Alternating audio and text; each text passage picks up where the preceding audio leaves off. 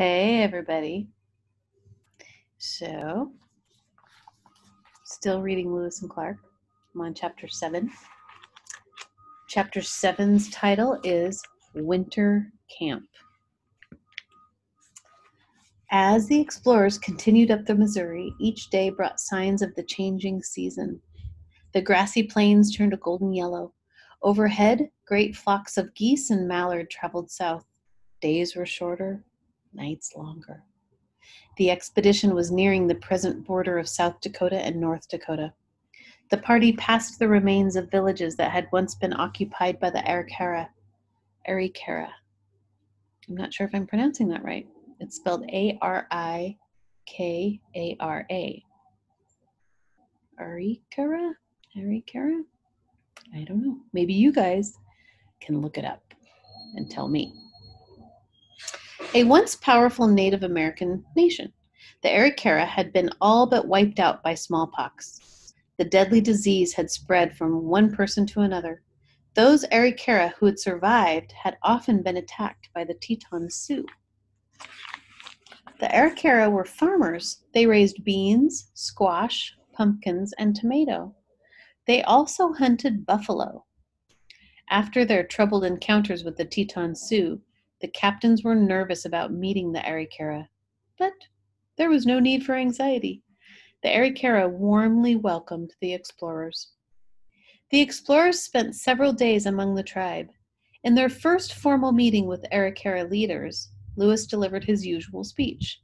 Then the captains distributed gifts.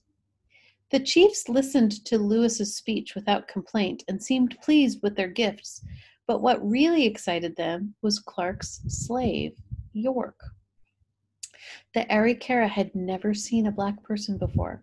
They stared at him in wonder and went up to him and rubbed his skin. York loved being the center of attention. He teased the Arikera. He told them he had once been a wild animal and that he had been captured by Clark. He roared like a lion at the Arikera children and chased them around the village. Clark thought that York might have gotten carried away. He wrote, "He carried on the joke and made himself more terrible than we wished him to do." When the explorers left the Arikera, an Arikera chief went with them. The chief was to serve as a goodwill ambassador to the Mandan, who lived further up the river. And I'm going to show you a picture. And I'm going to read the caption first. The Arikera were charmed by York and examined him closely. This scene is from a watercolor by Charles Russell, an American painter whose work often recorded the lives of Native Americans of the Great Plains. Okay, so I would like you to Google Charles Russell and see if you can find this painting of the Arikera. Okay, so here's a photo of it. Let's see, can you see that? I know it's a little bit dark. But Google it, see if you can find that picture. The weather kept getting more winter-like. On October 24th, there were snow showers for the first time. The same day, the explorers met their first Mandan, Chief Big White, and a hunting party of 25 warriors greeted them in a friendly manner. The explorers later learned that there were several thousand Native Americans living in the region. There were not only Mandan, but also Hidatsa. The Hidatsa were allies of the Mandan. Like the Arikara, the Mandan were farming people. They had a long history of welcoming white traders and doing business with them. The captains decided it would be wise to remain among the Mandan for the winter months. They knew that the temperatures were going to nosedive. What do you think that means? The temperatures were going to nosedive. Nosedive, like if you dive off of a pool edge and you dive down with your nose first. That means the temperatures were going to go very far down. They're going to get very cold. The river would be sure to freeze. It would be impossible to travel. The news that the explorers were to be their winter guests pleased the Mandan. Early in November, the men set to work building the cabins they were to occupy until spring. They raised an American flag to the top of the tall pole. They called their new home Fort Mandan.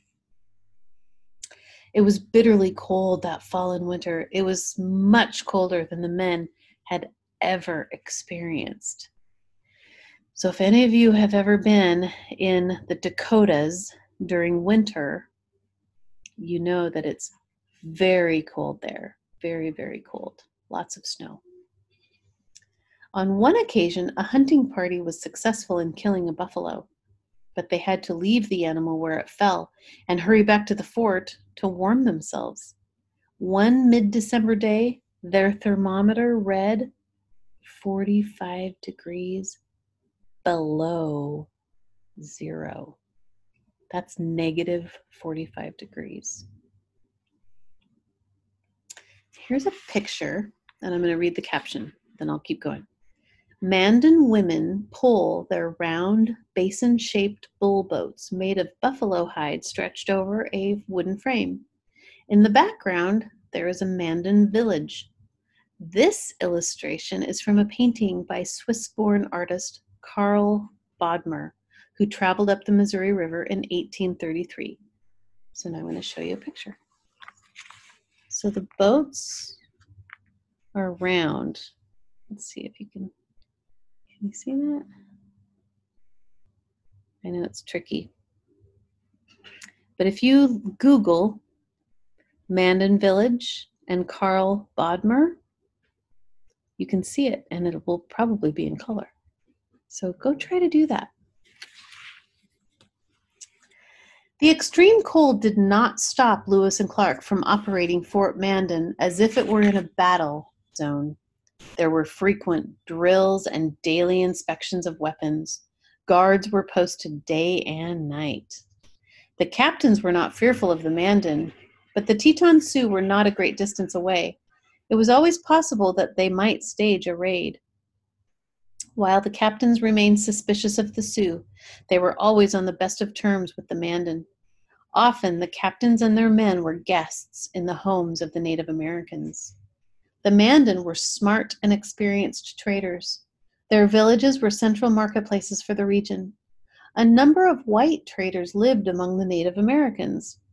One was Toussaint Charbonneau, a French-Canadian trader. Charbonneau lived among the Hidatsa. During the time he lived with the Hidatsas, Charbonneau had 2 wives, which was not uncommon. That was normal. I know that it's uncommon in our culture, but back then that was a normal thing. Both of his wives were Shoshone. Okay, so he was living with the Hidatsas, and he had 2 wives, and they were both Shoshone. The Shoshone were a band of Native Americans that lived far up the Missouri in the Rocky Mountains. The Hidatsa had captured the 2 women several years before. At the time, they were no more than 11 or 12 when they were captured. Imagine that. Captured away from your family and just plucked out, and now you have to go live with a different family. It was agreed that one of Charbonneau's wives would be permitted to go with him when the expedition left their winter camp. Her name was Sacagawea. Some people pronounce it Sacagawea, but it's probably pronounced Sacagawea. Sacagawea means bird woman. She was expecting a baby. Lewis fully realized that having a pregnant woman as a member of the expedition could cause problems, but he also knew that Sacagawea could be very valuable to the party. She was a Shoshone. She could serve as a translator when the explorers reached the Rocky Mountains and her people. Later that winter, Sacagawea's baby was born at Fort Mandan. The baby, a boy, was named Jean-Baptiste Charbonneau. Clark nicknamed the child Pompey, or Pomp. I'm going to show you a picture of a dwelling that the Mandans lived in, and I'll read you the caption first. Remember, caption means the words written right underneath a picture in a text. Mandan and Hidatsa lived in large circular lodges made of wooden beams covered with earth. Each had room enough for an extended family, plus their horses. These Mandan lodges were rebuilt in Abraham Lincoln State Park near Bismarck, North Dakota. And so here is what they look like. Let's see if you can see that. So you can see two hills, right? And then right there is a door, and right there is a door. So they lived inside those earthen domes. Google Mandan huts or lodges, Mandan lodges. Mandan, Mandan. See what you find. What would you think about living in the earth? Now, if you've read Little House on the Prairie, you know that when Laura Ingalls and her family lived, I think in one of the Dakotas, I might be wrong, it's been a long time since I've read that book, they lived in an earthen house. So if you've read those books, I wonder where they got that idea. All right. Have a good day. I'll see you tomorrow. Bye-bye.